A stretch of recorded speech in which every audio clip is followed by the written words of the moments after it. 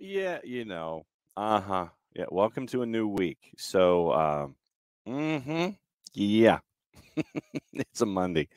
There we go. Hi. Bases dropped for a new round of soccer down here. Another week of soccer down here in SDH. First and foremost, it's Monday when stuff like that happens. So let's lay out the week for you here a little bit. And we are chasing guests as we get ready for action to kick back in on the weekend. And like, of my four schedules, I'm going to go ahead and grab what I've got here. So we're chasing guests. Early shows this week might be power hours, depending on guests. Then Jarrett, by the way, Jarrett is heading to, I believe, the Shenandoah Valley. So it will be just us this week. And pretty much any topics on the table for the entire week as we get ready for everything happening back with Major League Soccer coming back on the weekend. So the Friday show will be back to normal, the 8:45 start with the weekend whip-around patent pending trademark coming. So I guess let's work backwards. 8:45 start on Friday, 9:30, our friends from Beyond Goals who were busy catching up with the U.S. Last Friday, so they were busy.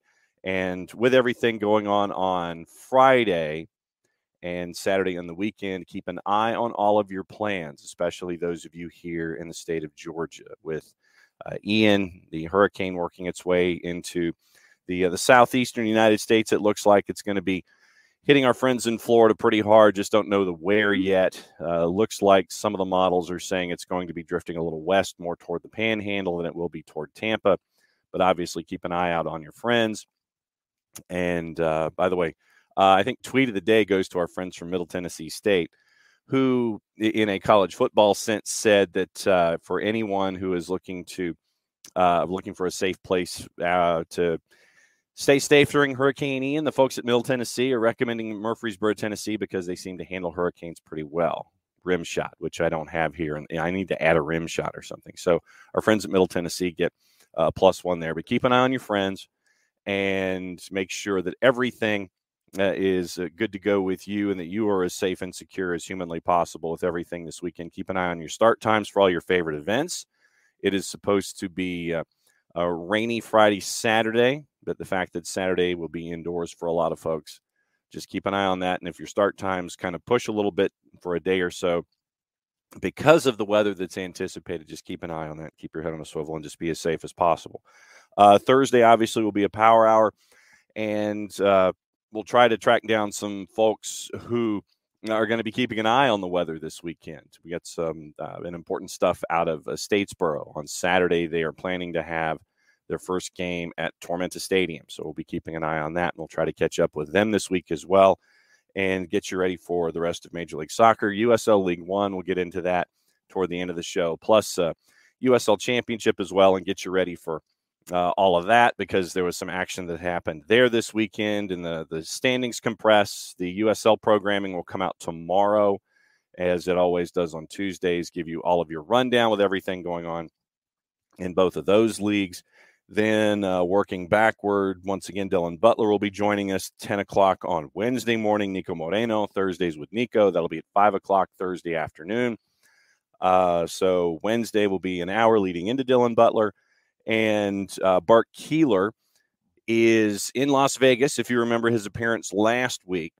And we have opened the forbidden door for Bart for both Monday and Tuesday. He is in Las Vegas, though, and so that's 2 hours behind as we are broadcasting. So 10 minutes into the show, it's still 7 o'clock in the morning. So the forbidden door is open for Bart if he wishes to come in to start the second hour.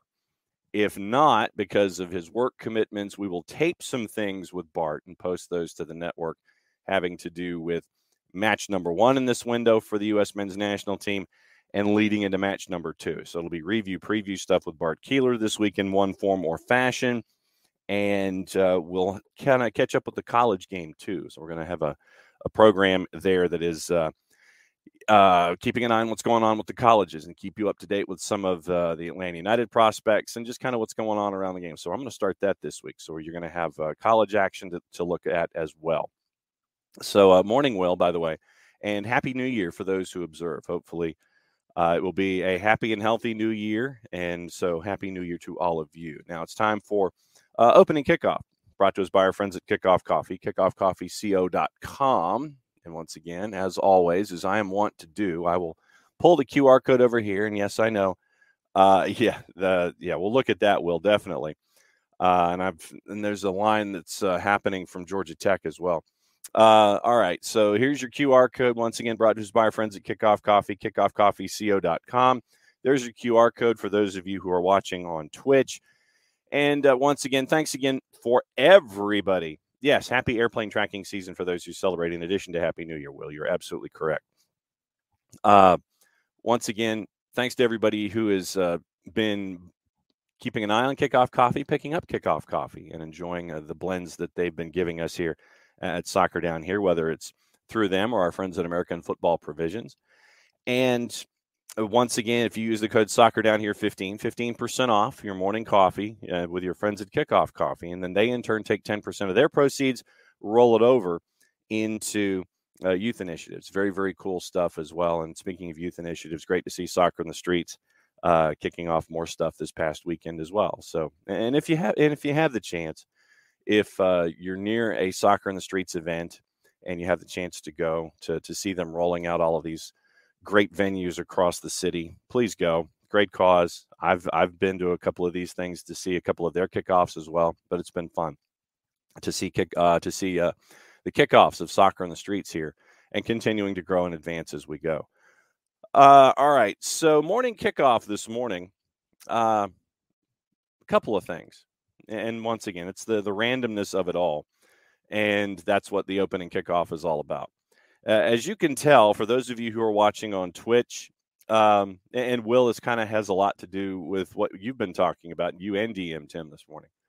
I went to the noon kick Eastern time of that game with Auburn and Missouri. And the reason that I go is because of the boss. The boss is an alumna, and she goes to as many games as she can. This is her busy season. And so if there's a Saturday where she can fly in on a Friday, catch her breath, get in a nap, go to Auburn, watch a game, then she will. And so because I had a free Saturday because of the international break, I decided to go with her. And so we kind of had a date for the first time for football season. And they're very rare, at least early on until maybe mid-November or Thanksgiving, really. Because of her busy schedule and my busy schedule, it's very, very rare that we interact. And so when we have these opportunities to have a date day, we'll go out and do it. And yeah, it wasn't pretty.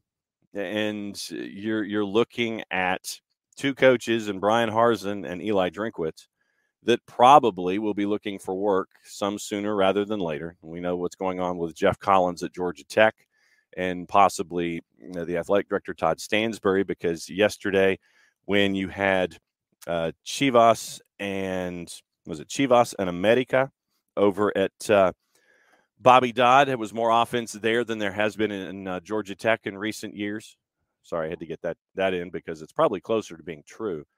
And apparently the field was 66 yards wide, we think. At least that's what it measured as. But it looked like it was a pretty cool crowd there at Bobby Dodd to see more offense in that game than there has been in recent Georgia Tech games. But, yeah, it was pretty painful.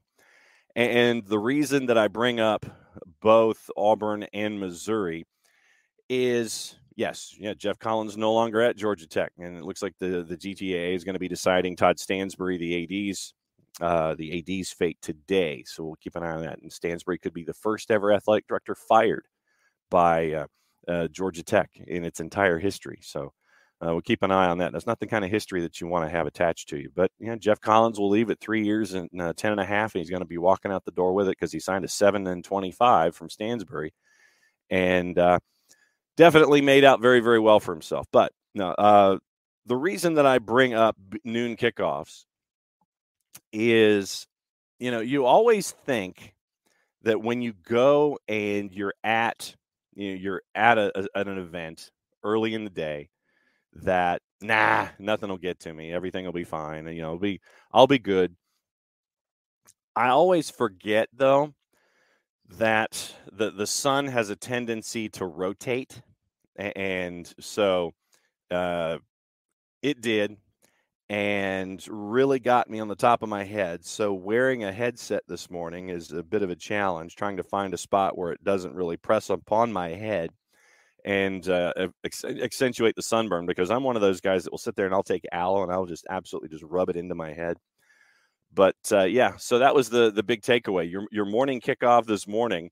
Well, yeah, ropes. I mentioned Super Classico because it had more offense than Georgia Tech football, and they played in the same stadium. So, but no, it's once again Mother Nature proved that the rotation of the Earth and me, when it comes to the high crown that I have, and I'm already starting to peel over here, and the elements on the top of my head, really took full advantage of it. So. Yeah. So that's your morning kickoff. Once again, Mother Nature won. Not a surprise.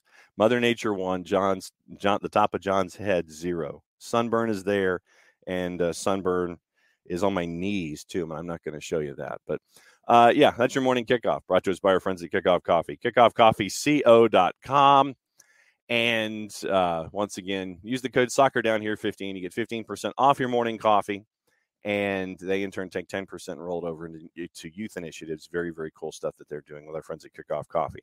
And the other reason that I bring up college football is because there is another part of the network on the other side of the street over at OSG Sports. And here's your blatant cross promotion. We have a weekly podcast over at OSG Sports that we tape on Sundays. It's the College Football X, where we try to look at X factors, the good, the bad, the ugly, everything associated with college football. And download it on your favorite podcatcher as well over at OSG Sports. The College Football X podcast is out this season as well. And also we check in with rivalries that are kind of off the beaten path sometimes. We do a single coverage. Here at SDH, we do 1v1s. There we do single coverage. And we kind of look at the rivalries that are off the beaten track, whether it's FCS, Division II, Division III, those kinds of things. Very, very cool stuff that we do over there. So if you want college football down here, it's over on the OSG Sports side of things. The OSG Sports app, I believe, is still available for download, iOS and Android. But download the podcast on your favorite podcatcher at OSG Sports, the College Football X. All right. So now that we've gotten into college football down here, we'll actually let's take a look at those odds. Since, like I said, this is a Monday and it's just kind of all over the place already. So whatever you guys want to talk about for the Power Hour Plus today. So college football, provided I could type, college football odds, head coaches. So let's see who the next fired. Sports Bet MGM. Neil Brown apparently has the best odds to be the next one fired.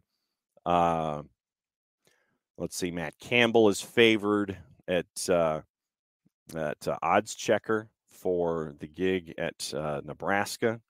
Matt Campbell, Mickey Joseph, Mark Stoops, Bill O'Brien, and so that's your one for that. So Odds Checker, college football odds. And see, since we've gotten into sack race, let's see. You guys probably are better. Yeah, he definitely has to be near that. He should have already been at the top. I don't think he makes it past the bye week, frankly, Michael. Let's see. Yeah, Will, when Ricky and everybody jumps in. Yeah, I witnessed it in person, Michael. It wasn't pretty. Yes, all the offense will transfer. Georgia Tech since 2020 up and transferred to Tuscaloosa in December. Jameer Gibbs, you are absolutely correct. It's amazing what happens when you have a talented running back that you don't use properly. So there you go. All right, so let's kind of get into the news this morning, and it's kind of looking back at the weekend first and foremost, and looking at Nations League. We can look at that a little bit, and you have both Wales and England relegated out of Nations League, and Gareth Southgate has said that, I'm still the guy for the job. And your standings after match week 6, Austria is going to get relegated out of Group 1 in League A. England only 5 points in their in their 5 matches, only 2 points, no wins, 2 draws. And so they're going to get relegated. And Wales 1 point in their first 6. And so they're done with the group stage. No wins, 1 draw, 5 losses. So Wales, England, and it's going to come down to the last match with the Czech Republic and Switzerland to see who's going to get relegated there. With the results that happened, last time out, you had Poland beating Wales 1-0, and you had England losing, their matches. It's just been Croatia beat Austria, Denmark beat France, Netherlands beat Belgium, Poland beat Wales. That was the last go around in A. Then working your way all the way down into the 23rd, that was when Italy knocked England off by the score of 1-0, and that was what put England's future in the Nations League back in League B.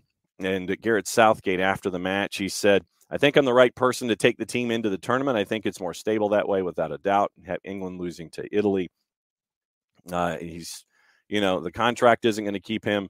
I mean, I want to get that quote right, because you discussed the contract too. He's booed by some of the traveling supporters at the San Siro after a 5th winless match. And you've got the World Cup opener, remember, the 21st of November up against Iran.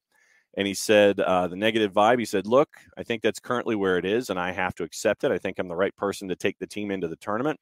I think it's more stable that way, without a doubt. I don't think our performance was far off. And I know that it's going to get derision just because we're on the back of a run of defeats. But I've got to separate this summer and the circumstances around the summer from this match." Asked if he remains confident that England will click when the finals come around. He says, "Yeah, without a doubt, we're playing. We've been playing some top-level sides, and we'll be better for that. Younger players in particular that have been in these games will have learned a lot from them. In the past, we've had runs of friendlies or whatever the matches are, and then we've gone into tournaments, and that's the first time we've had high-level opposition, and it's hit us in the face quite often. Now we know the level. Now we know what we've got to improve, and we'll be better placed for that by having had the quality of matches that we had." Harry Kane said they're not panicking. He said the important message to supporters was not to panic. He says, "Yeah, I think that's the message. We're not panicking. We know we want to improve. Of course, I understand the frustration of the fans. I was an England fan. Still am an England fan, whether I'm playing or not. If we have a successful tournament, I'm not sure people will be worried about the spell we've had over the summer." And that's the bottom line. And Harry Kane is very, very true. If we have a successful, we need to improve. We know that. Fans are always great, and stick with us. I know they'll be there Monday against Germany. We've got team news about that coming up, and that's at Wembley. Monday supporting us, and everyone will be excited about the World Cup regardless of what happens. Hopefully we can repay them with some good results. Rob Dorsett, when he was asked about it, no real surprise over at Sky, said it's the most difficult spell by a distance Southgate has had in his 6 years as England manager. So that's your answer, Will. He's been around for 6 years. It's a difficult time, and he's under pressure. England have gone 5 matches without a win, lost 2 on the trot. Frankly, they are bereft of any confidence right now. That's from Rob Dorsett over at Sky. That said, the pressure doesn't apply in terms of Southgate potentially losing his job before the World Cup. That's just not going to happen. It would be ludicrous of the FA, and this is Rob Dorsett talking from Sky. Ludicrous of the FA to do that was the way it was described to me, because the level of insecurity and instability that would create going into a major tournament is just not on the agenda at all. True. However, it feels like this next game is a big one for England. Southgate was adamant he was still the right man to take England to the World Cup. He insists he saw a lot of improvements in that performance against Italy, when quite frankly, a lot of us watching didn't. Southgate said he didn't think the performance against Italy was far off. He knew he was going to get criticism for saying it, and there have been question marks again over his tactical decisions. Against Italy, Southgate only reacted to Italy, going more direct after the goal, and quite frankly, it was a pretty straightforward long ball over the top. But Southgate cannot legislate for top Premier League defenders for not defending simple balls like the one for Italy's goal. It's just not Southgate. There's a malaise about this England side as a whole at the moment, and too many of the key players are out of form or not playing enough football for their clubs, which is a real problem for Southgate. There's still a huge number of question marks to address for the manager, end quote. So, 7:45 tonight, 2:45. Final Nations League game of the campaign. And so looking at the decisions from this morning, 5 were left out of the squad. And this is from our friends at The Athletic as we get into that detail for today. Southgate has left Trent Alexander-Arnold, Fikayo Tomori, James Ward-Prowse, and Jared Bowen out of his matchday squad to face Germany at Wembley. Jack Grealish will also miss out through suspension after he picked up the yellow card in the defeat in Milan on Friday. From The Athletic, Alexander-Arnold's omission is eye-catching, given that the Liverpool man did not play any part against Italy. Played 235 times for Liverpool, has only 17 full international caps, and has not cemented a regular place in Southgate's starting 11. It's understood Alexander-Arnold is fit and available and has taken full part in every training session so far. Tomori, who is over at AC Milan, also disappointed not to have a chance to add to his 3 international appearances, particularly given England's recent struggles at the back. England need a positive performance at Wembley tonight. This is the Athletics analysis, despite the Nations League match against Germany being nothing more than a dead rubber. England, miserable run of form. The 1-0 loss saw Southgate's side relegated to the second tier. Okay, so here's your England squad available for Germany. Morning, Matty Iced. I did not have Matt Ryan as my second quarterback in fantasy yesterday, and he got more points than Jimmy Garoppolo did. So I'm still leading, but yeah, and the drone. If the drone had stopped the Atlanta Falcons' momentum in their win against Seattle, I know that a lot of folks would really have taken it out on drones. Your England squad to face Germany. Pope, Henderson, and Ramsdale in net. Defenders, Reece James, Kyle Walker, Mark Gahey, John Stones, Eric Dyer, Ben Chilwell, Harry Maguire, Luke Shaw, Connor Cody, Kieran Trippier. Midfield, Sterling, Bellingham, Jordan Henderson, Declan Rice, Phil Foden, Mason Mount. Up top, Ivan Toney, Tammy Abraham, Harry Kane, and Bukayo Saka. So that's your England rundown right now, and with Nations League, and we've got the numbers here, and we have 7 matches in Nations League today, all at 2:45. England and Germany. England is a home favorite. Right now they're a plus 144, and the draw is a plus 240 basically. Germany's just under plus 200, plus 196 in the composite, courtesy of our friends at Odds Portal. Hungary and Italy are the other match in League A. Italy, big road favorite at a minus 101. Hungary is a plus 318. Group B, Montenegro is a home favorite against Finland by about 40 juice boxes. Romania is a home favorite against Bosnia and Herzegovina. Romania is a minus 104, and your draw is a plus 246. You're looking at Bosnia and Herzegovina basically at a plus 300. We'll check into Group League B and see about promotion coming up in just a bit. League C, Gibraltar and Georgia. Gibraltar home. Love Gibraltar's or the location of their stadium, by the way. Gibraltar, big home underdog. Georgia's a minus 625. North Macedonia is a minus 127 at home against Bulgaria, who's a plus 386. And the draw is a plus 250. League D, San Marino. Will they score? And I know that last time, I know that Bam got to see the fact that I have a San Marino scarf at the back here in the office. San Marino, big home underdog at a plus 1440. Estonia is a minus 417. So let's get into the standings and talk about promotion since we've talked about relegation from A. Still waiting on either France or Austria. Czech Republic still waiting on them or Switzerland. England and Wales have been relegated. So now League B, promotion could be Ukraine, could be Scotland out of Group 1. Looks like it's going to be, well, we still have 2 matches to go here in Group 2 and 3 in some spots with Iceland, Albania, and Israel. And remember, Russia was in that group until they were banned from the tournament. Group 3, looks like Bosnia and Herzegovina is going to be promoted. They are 4 points up on Montenegro with a match to go. And Norway and Serbia, this one's going to be an interesting one out of Group 4. Both have 10 points, both have a match to go. And we mentioned Norway and Serbia play each other tomorrow. So we'll get into the juice boxes there. Winner goes up. That's a lot of pressure. And a goal difference right now is Serbia at a +6, and Norway at a +2. So we'll see what happens there as Norway and Serbia determine who goes up. And Scotland and Ukraine play each other in League B tomorrow as well. So we'll get into all of that activity as we go forward. So looking at the action today, as I have a list, and we can get into if kind of toward the top of the hour to figure out if Bart's going to be with us or not. And we'll get into the U.S. men's national team stuff. And there's also some news from Juve, and I'm hoping that Nick will cut a hot drop around it. So we'll see what happens with that. We got some NWSL stuff to talk about as well because their playoff race is crazy.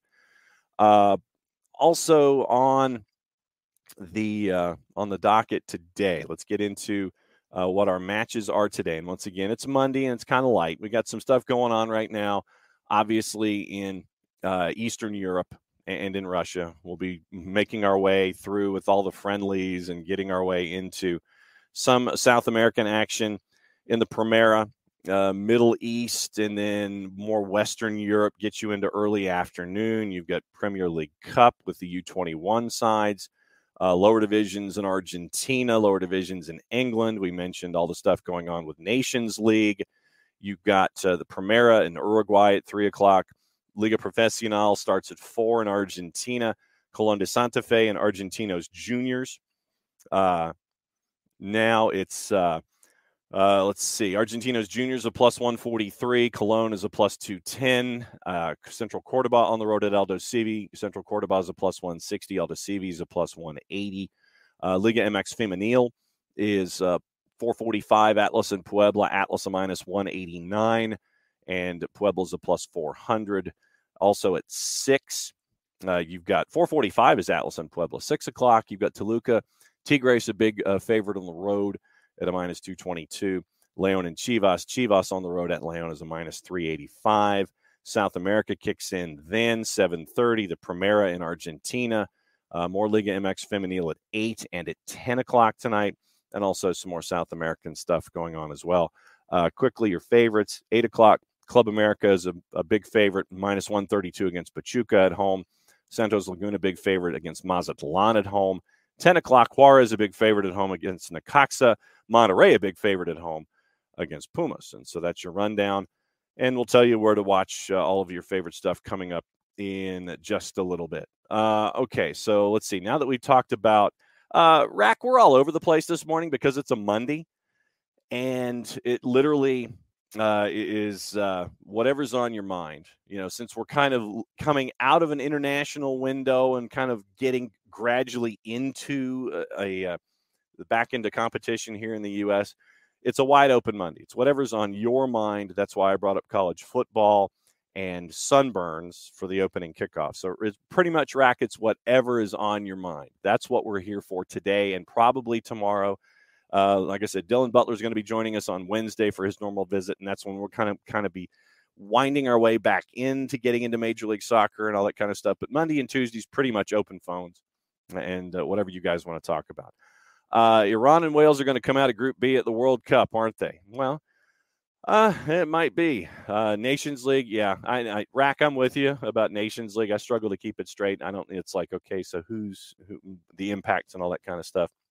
Matthew 777 Blue, welcome. Matthew, I think this is your first time. Southgate team selection is abysmal unless England don't value the Nations League, and it is the kick up the ass England need. Yeah, I mean, if they're gonna be ready for the World Cup, maybe they do need this kind of kick in the ass, and so we'll see how do they respond. And I think that's a part of today.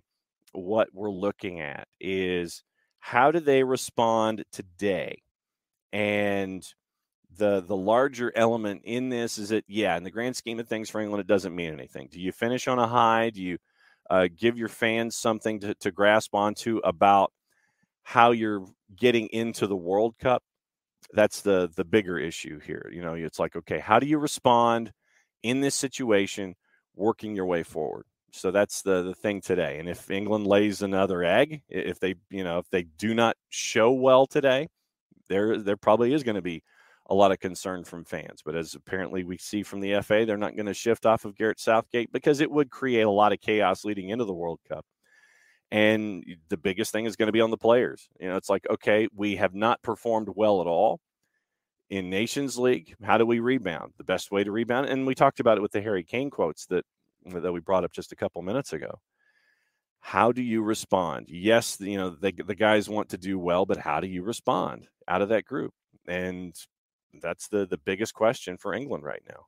Today, how do you respond in a game that means virtually nothing when it comes to anything other than the moral victory or, best foot forward, pick your cliche, leading into getting preps for the World Cup and getting out of this particular window and getting back into league play for that sprint before you get into World Cup specific. So, yeah, that's the big thing. Michael Head, maybe the players cannot or do not want to expend 100% effort in a meaningless competition with the World Cup 2 months away in the midst of the regular EPL season. That could be part of it too. But I think also, Michael, if you and it's probably the catch-22 bit where if you want to continue to be a part of the national team, you should put your best foot forward, pardon the pun, and put your best efforts out there to continue to be considered, unless, of course, you're Trent Alexander-Arnold, and want to continue to be looked at as someone who should be continued to be picked for the national team. You've still got to put your best effort out there, even if the results end up with losses and things like that. So, no, I definitely understand. But you want to give 100% just so you can sit there and say, hey, I'm still giving my best. Keep picking me. Keep picking me. Keep considering me. I should be starting. Or if you do keep picking me, I should be starting. If you haven't been picking me, here's the reason why you should pick me. Those kinds of things. So that's, it's a 60. Yeah, definitely. 60 plus matches in a year is nuts. And the group of death is, Italy, Germany, Hungary, no doubt about it. Matthew, let me get the official, definition of UEFA Nations League. I want to hear from our bastion of journalistic integrity, Wikipedia. A biennial international football competition contested by the senior men's national teams of the member associations of UEFA. The first tournament began in September 2018. Four group winners qualify for the finals, played in Portugal. Competition largely replaces the international friendly matches previously played on the FIFA International Match Calendar, with European national teams engaging in more frequent competitive matches against other European national teams of comparable quality. So that's the official definition of a Nations League. It gives the friendlies a name now. It gives them a name. It's like, okay, instead of playing all these friendlies, hey, why don't we put a trophy to it? And you can win Nations League, something like that. So, so Matthew, that's what Nations League is. It's basically a reason to sit there and chase after a trophy instead of just playing friendlies that just end up being kickabouts. And so that's what they decided to do with it. Rack, I can get why you wouldn't put everything into Nations Cup with World Cup coming, as some have said here, makes sense to me. Nations feels like whatever we call the new meaningless play tourney with Mexico we have here in MLS. Rack, I will agree with you up until your last sentence. Nations Cup, with what you're looking at between Liga MX and MLS, I would posit that particular tournament with Liga MX playing Major League Soccer, I think it will do more for the growth of the game, especially here in the United States, than it would in any other situation. Because hear me out for a second, and we'll probably end up going back and forth on this. Major League Soccer right now as a league is probably top 12 in the world. And in this hemisphere, and really right next door, you've got a league that is, it's got a deeper pedigree, and it's, and it has probably more respect on the world stage in Liga MX.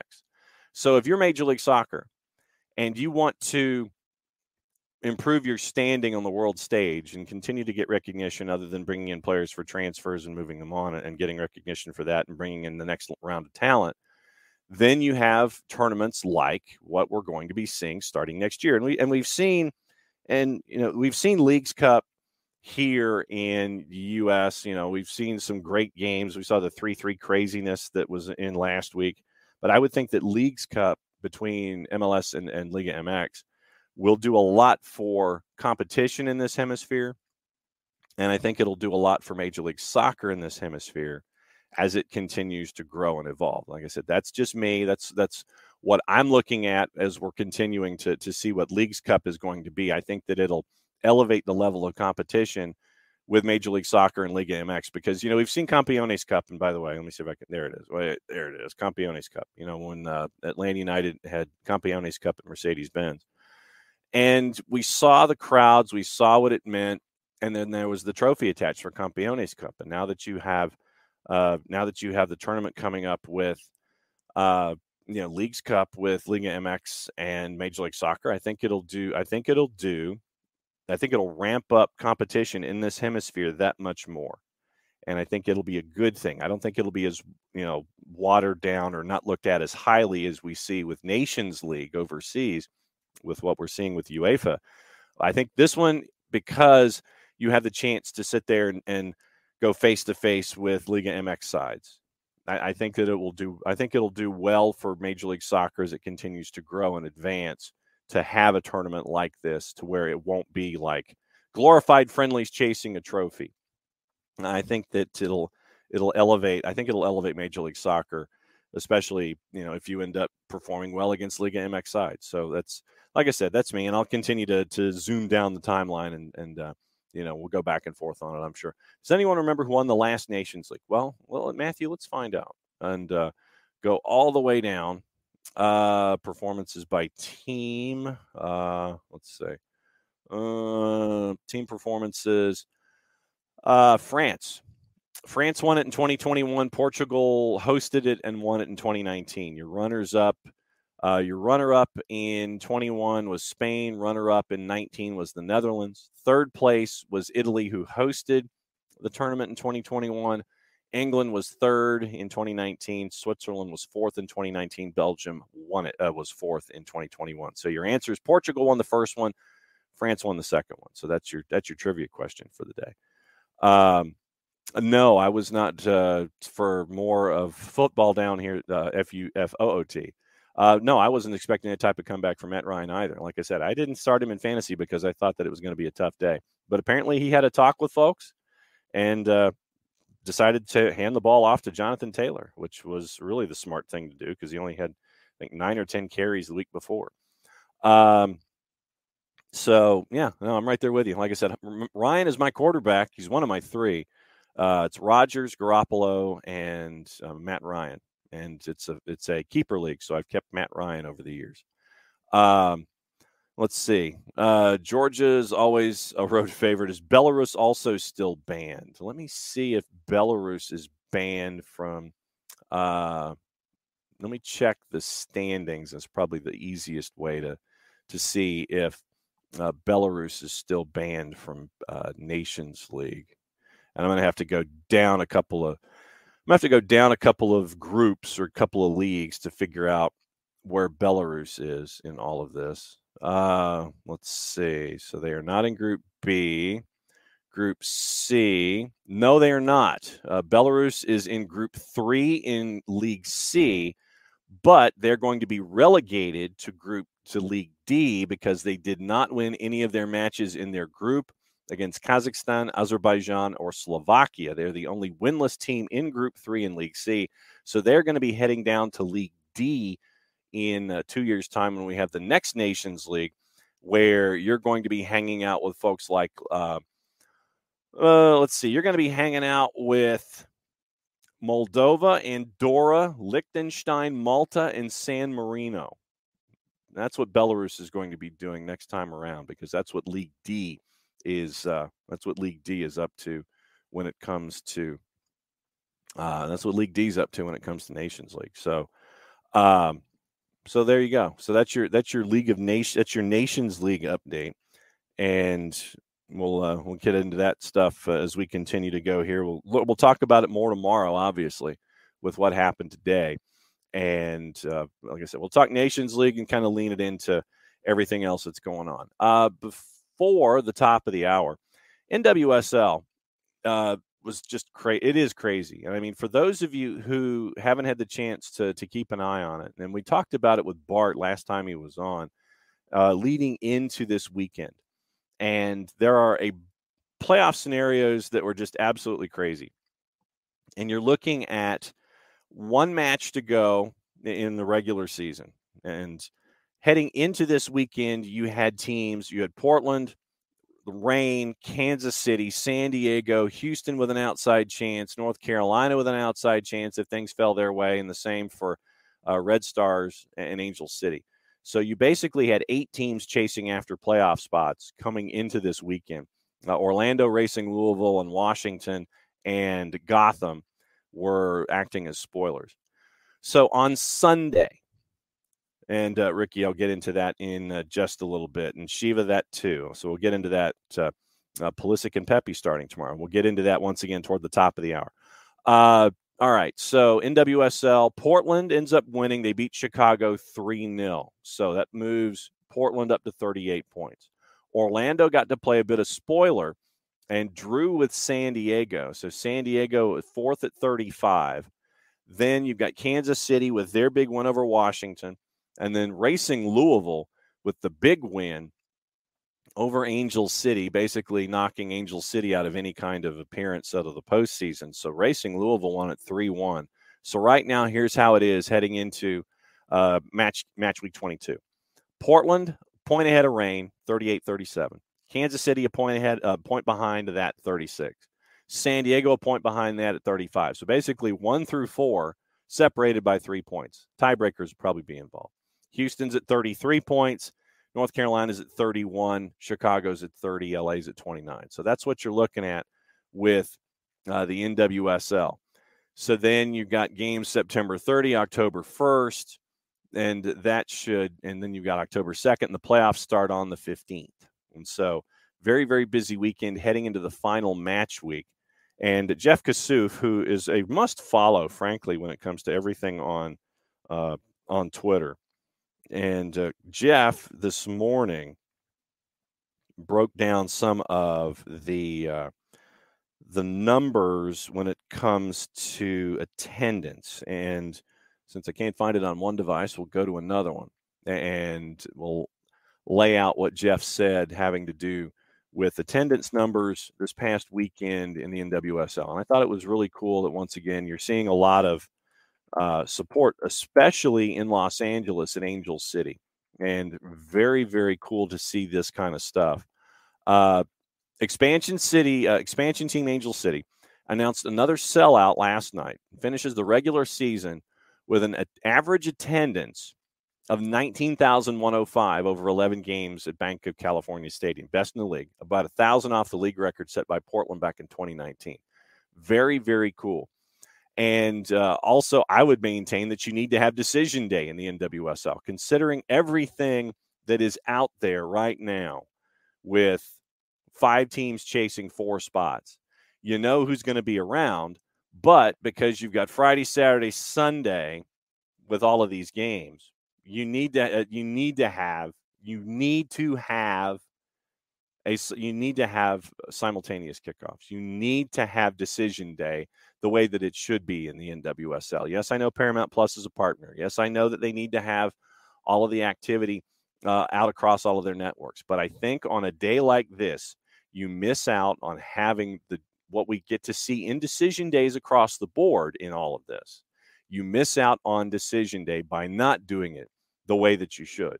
And so it's another chance that's missed by the NWSL, by their competition committee, by their marketing department, by their partners in their networks, by not having all of this drama going on simultaneously. You've got to have it. You should have it instead of all of these games scattered across 3 days and multiple time slots. You've got to have decision day done the right way if you're the NWSL, especially with what can happen with spoilers and everything else as you've got 5 teams chasing after the top 4 spots. You've got to have decision day. I don't know how many other ways I can say it. And Jeff makes the point, one game on Sunday could mean nothing based on the results the night before. No linear TV at all, 2 Twitch exclusives. And Jeff says NWSL could look at any league around the world for examples. They actually have the most reason to need and want simultaneous kickoffs. And this is, I completely and totally agree that, your NWSL is missing out on a decision day by not having something like that. You need decision day. Need it, NWSL, and you don't have it. So once again, you're missing out once again on an opportunity. So, all right. Now, let's get into Rick. Iran just got their old coach back. That is a boost. All right. So Ricky has posted the what's going on with the USMNT. Now, lineup. Then we'll get into this. And once again, when Bart joins us either live or on tape, you've got Berhalter telling the media Pulisic and Pepe are going to start against Saudi Arabia tomorrow. We'll get into the numbers coming up in just a little bit. So you've got that to look forward to.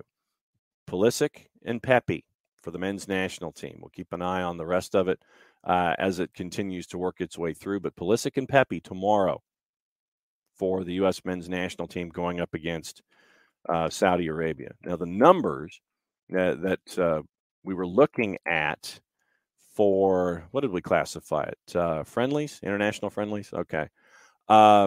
Tomorrow, and this is it's a 2:00 Eastern start. The USA is a -106.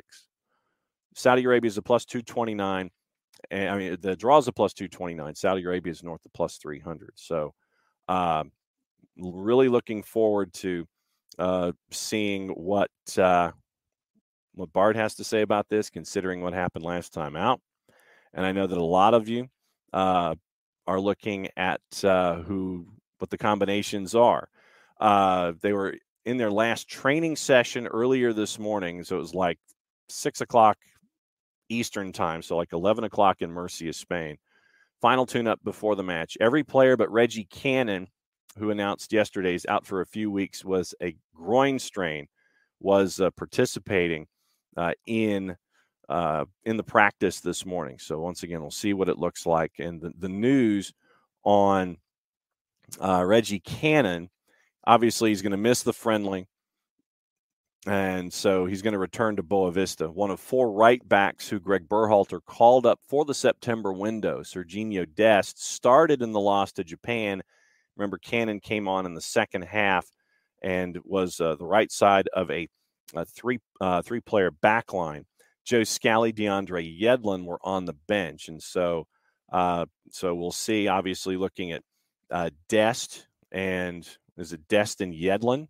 So we'll see what it looks like, what the depth tree looks like tomorrow, going up against Saudi Arabia, and so we'll keep an eye on that. But they had practice very early this morning, our time in Murcia, Spain, and so that's where we are. And it comes to everything there. We've also got to get into USL Championship. USA Mexico yesterday. The CONCACAF champs, the U.S. fell in a U20 showdown at the Revelations Cup. U.S. lost to Mexico in Mexico City. First in 10 international games in 2022 for the U.S., which won the 22 CONCACAF U20s to qualify for the 23 U20 World Cup and the 2024 Olympic men's soccer competition. Now, they did not meet in Honduras, where Mexico fell to the Dominican Republic in the CONCACAF semis. Mexico went up 2-0, goal by Christian Torres, who's tied to LAFC, and a free kick by Joshua Mancha in the first 22 minutes. Diego Luna from RSL got a PK in the 35th. They couldn't chase an equalizer, but there was a moment, and tell me if you've heard stuff like this before. There was a moment late where in Mexico City, your center ref, Guillermo Pacheco, could have awarded a second penalty when Alejandro Alvarado was knocked down in the penalty area. Wasn't called, so it finishes up 2-1, and Mexico knocks off the U.S. 2-1. The U.S. U20s will play their final game at the Revelations Cup against Paraguay on Tuesday. Your lineup for the U.S. included Caleb Wiley once again. Diego Luna, Jack McGlynn came in and played 30. Paxton Aronson started, played the full 90. So we'll keep an eye on the U.S. Their final Revelations Cup match, Paraguay, is tomorrow. So we'll keep an eye on that one as well for everything going on in youth national team play. Soccer on TV today. We mentioned juice boxes going around. It's pretty light, but understandably so. England and Germany is on FS1. B1G's got college. Cartagena and Alaves in the lower divisions in Spain's on ESPN Plus at 3. Fox Soccer Plus has Montenegro, Finland at 2:45. Fubo Sports Network has 5 UEFA League matches at 2:45. Paramount Plus has your action in the Argentine Primera at 6 and 8:30.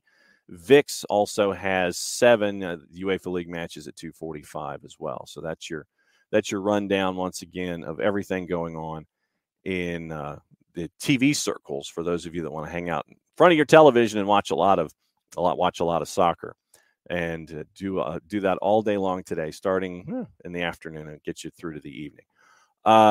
NWSL, just to kind of clear things up, it's 5 teams, 4 spots. Kansas City and San Diego have clinched playoff berths. So remember, Kansas City was dead last year. They had almost 10,000 fans at Children's Mercy Park. So congratulations to Kansas City. So San Diego clinched. Final 2 playoff berths are going to be decided next weekend. So we'll keep an eye as everybody's chasing after the 6 positions. Right now, the top 6, Portland, Reign, Current, San Diego, Houston, Courage. Bottom 6, Chicago and Angel City. So right now, Chicago and Angel City need to win and get some help. So it's good to get that clarification for me, because I thought it was 4, but it's the first 6 that get into the playoffs. So good for Kansas City to turn things around and get their way into all the activity in the postseason. They're in a very, very good soccer town. USL Championship. We talked to Philip Goodrum last week in Memphis, and it was good to catch up with him as he's chasing after the Golden Boot in Memphis for Memphis 901, and there's a lot of ties for former Atlanta United 2 players that are there. You've got Philip Goodrum, you've got Laurent Kissiedu, you've got Chris Allen, you've got Luis Fernando, and they are right now chasing. They are chasing the top team in the East and did a very, very good job over the weekend in getting that much closer to perhaps overtaking Lou City with only a handful of matches to go. You're looking at a match in hand for Memphis 901. They've won 3 in a row, and they're now only 2 points behind Lou City. They got the win over Lou City on the weekend, and they're kind of closing those distances when it comes to all of the activity in the East. Big win for them, 2-1. They came into Lynn Family Stadium as a plus 350 underdog, but Memphis got the win. They are getting that much closer. Tampa Bay and Birmingham drew at 1-1, so that didn't help either one of them out at all. RGV, by the way, in the West continues their late season push under Wilmer Cabrera. They beat Charleston 3-0. So you look at the standings right now as we're heading into the final handful of matches. By the way, and I'll probably promote the daylights out of this too. Home finale for Atlanta United 2 on Wednesday. If you can make it up to the fraction, make it up to the fraction. It would be great if you could for the last home match of the year. Indy 11 comes to town, and it'll be a chance to send the guys off the best way that you can. And it's a night game, 7:30 up at the fraction. Once again, Jason and I will call it on ESPN Plus, and we will hang out with you there as well. But right now, the East is decided. We know who's going to be in the playoffs. The West is absolute chaos. Lou City 2 points up on Memphis. Memphis match in hand. Then you've got a group 3 through 6 separated. Well, actually 3 through 7. The remaining spots are separated by 6 points. Tampa Bay and Birmingham are separated by goals. That's it. Tampa Bay's got 55 points and a goal difference of plus 28. Birmingham's at a plus 19. Tampa Bay has a match in hand. That's why Tampa Bay's 3, Birmingham's 4. Pittsburgh, 53 points, 31 matches played. Detroit City, 51 points and 31 matches played. The Miami FC is at 49 points. So there's chaos in the East, really. Tampa Bay, Birmingham, Pittsburgh, Detroit, and the Miami FC with a little work to do with 3 matches to go. Not making the playoffs is the other half of the group in the East. FC Tulsa, 36 points. Indy 11 at 35. Hartford Athletic with Tab Ramos finally lost their first match with him in charge. They're at 33. Lad United's at 27. Atlanta United 2 is behind Charleston, 20 points to 24. And the Red Bulls 2 have only won 3 of 31. They're at 15. San Antonio has clinched the top seed in the Western Conference. They are at 70 points, 7 points clear of Lou City with 3 matches to go. So San Antonio could get home field all the way through if I think they just get one more win. And 22 wins in 31 matches. They're 12 points ahead of San Diego. Colorado Springs is 6 points behind that. They only have 2 more matches to go. So San Diego needs 1 point to solidify the second seed in the West. And Sacramento is at 49. They've got some space between them and El Paso. El Paso, now here's where the fun starts in the West. El Paso at 43. New Mexico at 43. Goal difference +8 to +6. RGV has won 4 in a row. They're at 42. They're now in the playoff discussion. They've got 4 matches to go. Monterey Bay is at 40 points, but they have more wins than Oakland right now, 12-9. Roots have one last match to play. They're both at 40 points. Vegas Lights have lost 4 in a row. They've fallen off. They're at 37. Los Dos have lost 3 in a row. They're at 36. Phoenix has to win out in their last 4. They're at 33, and Orange County is at 32. So it's craziness right now in USL Championship. And once again, we'll look back at everything tomorrow in USL Championship and USL League One. Those shows will be up on the network in the afternoon. In USL League One, just as crazy, but not necessarily a surprise. You've got 6 teams separated by 5 points, 7 teams separated by 7 right now in the playoffs. Richmond's getting a bit of space from them and everybody else with 3 matches to go. They're at 46 points. Greenville and Union Omaha are at 41. Tormenta is at 40. And like I said, we'll try to catch up with our folks down in Statesboro later this week because of the great unveiling of Tormenta Stadium. And it's going to be apparently it's going to be a packed house. I think they only had 138 tickets left at one point, and I imagine it's less than that now. And so Tormenta, October 1st and October 15th, their final 2 home matches of the year, they're going to be played at Tormenta Stadium, just outside the campus of Georgia Southern University. Charlotte's at 39 points. They've won 3 in a row. They're charging up the standings. Chattanooga's at 37. Northern Colorado in their first year is at 36. Central Valley 34. Forward Madison's lost 4 in a row. They're at 32. Tucson has been unbeaten in their last 5. They're at 30 points. North Carolina FC is at 26, but Tucson and North Carolina FC have matches in hand, so they could charge up the standings as well. So we'll see what happens there in USL League One. And no, it'll be fun to see how everything continues to charge its way up there as well. So that's your look at the lower divisions and all the activity that's going on in USL Championship. And I'm trying to think if there's anything else on your collective mind as we go. Because, like I said, figured today would be a bit of a power hour. And we will catch up with Bart Keeler later today. Because, man's got work to do. He's got like an actual job and stuff. So we'll catch up with Bart on tape to get the preview review part. And we'll take care of that. And we'll do that later today. So once again, recapping, just to let you know, the traffic here this week, it will be power hour today.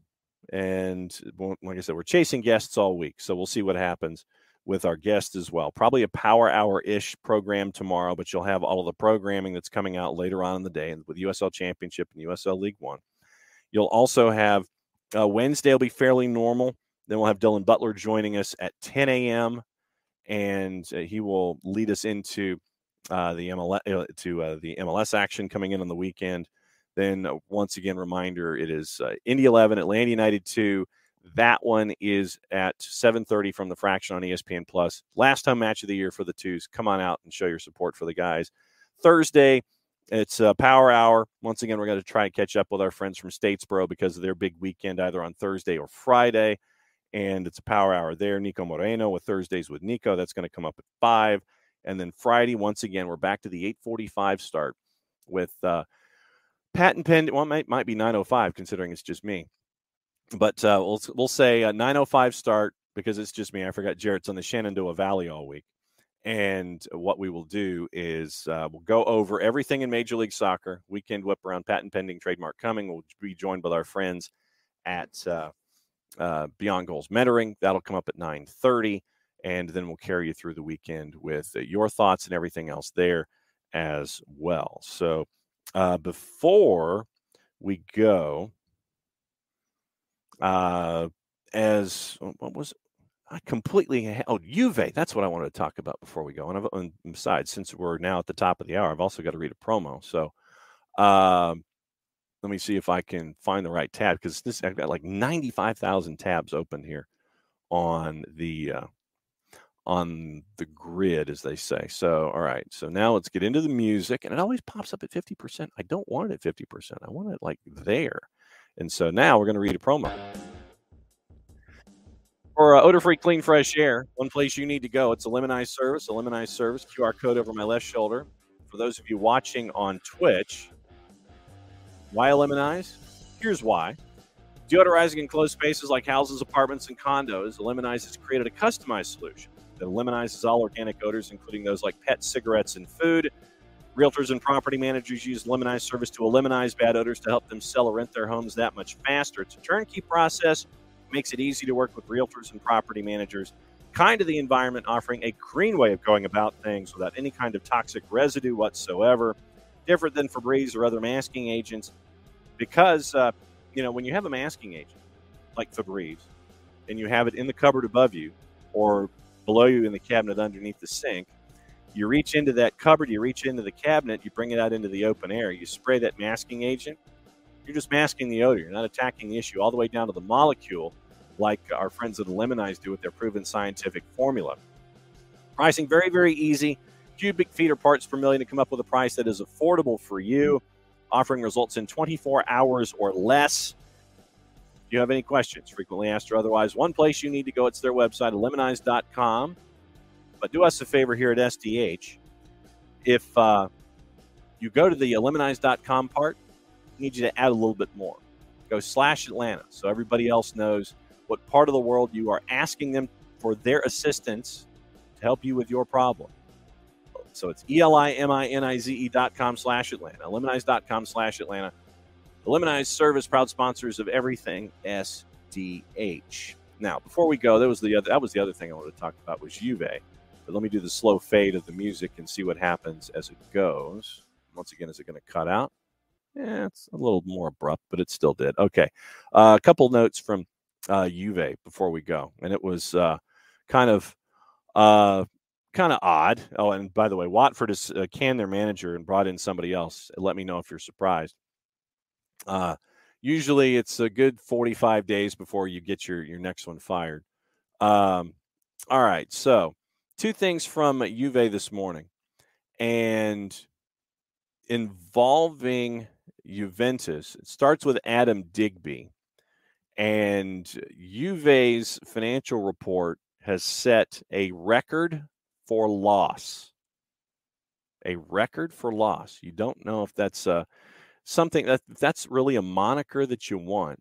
And at the same time, Juve has been talking to the representatives of Christian Pulisic to try to get him from Chelsea to Juve for 35 million euro. So you tell me where this makes sense. But so we look at that, and going into the Digby article, it is available on the official website for Juve. And this sounds like something to really end the show with. Available on the official Juve website covering 21-22, reveals losses of 254 million euro or $246 million. The largest deficit ever recorded by a Serie A side, surpassing their own total of just under 210 million euro for the previous year, and enters the league record of 245.6 million euro or $283 million dollars.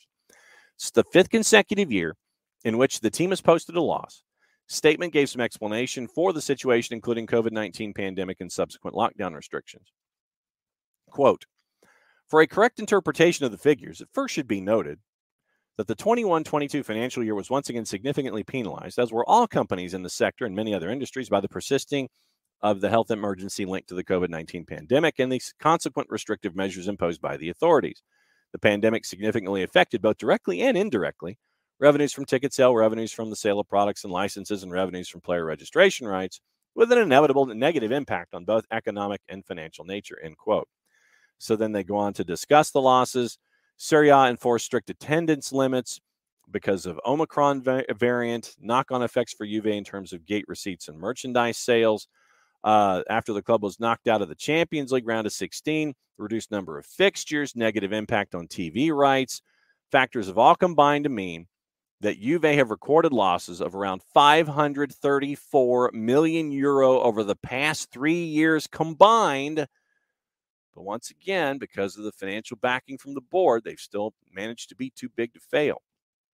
Gazzetta dello Sport reported earlier this week they made a 300 million euro recapitalization at the end of 2019, while another financial injection came in December of last year. That saw a further 400 million euro. I know this is finances down here. I know this is sounding like CNBC, but 400 million pumped in to restore assets, which stood at 169 million euro, reduced the debt. In fact, careful management of the club has seen the debts reduced by 2/3 by June of 2022 from 3 years previous. Figures seem to be seen as a positive. Once again, the report notes the 3-year plan, competitiveness, economic financial balance, excellence in operations, increasing visibility in international markets, taking an active role in the reform and sustainable inclusive evolution process of the sport industry, whatever that means. So there you go. Financial outlook still dictated by Champions League, and you wonder how long Allegri is going to stay there. But so Juve, massive losses, still getting money from the board of directors, and they want to chase after Christian Pulisic. Yes, Juve misery is always welcome. And so I have petitioned Nick Alifi for a hot drop. So we'll see if Nick wishes to discuss what's going on in Juve circles and looking at the manager history once again for everything going on with Watford really quickly. I know this will surprise you, but Watford sacked their manager.